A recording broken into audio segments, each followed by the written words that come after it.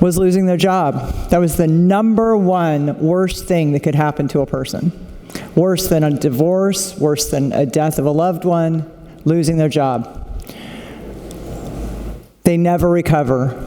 And I watched this happen in two eras. One, so poignantly told to us by Representative Drazen. I was in Oregon when the first round of loggers was taken out of the woods, and all of those loggers that lost their jobs, and watched them devolve into drugs and alcohol and ultimately shortened lives. And I watched another, and that was caused by policies. A lot of policies passed by this body.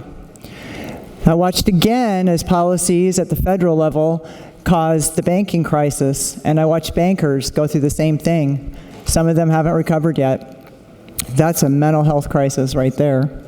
In addition, my district has one of the most elderly populations in the state because it's very warm there. I would submit that it actually hasn't changed that much. I've been a lifelong Southern Oregonian, and it's hot in the summer in Southern Oregon, always has been. But because of that elderly population, as I mentioned in my opening remarks, they're going to have higher transportation costs, higher medical costs, and all of those things are going to cost more.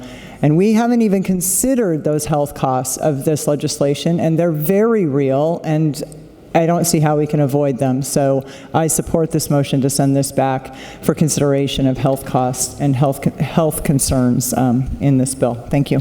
Thank you, Representative. Further discussion on the motion?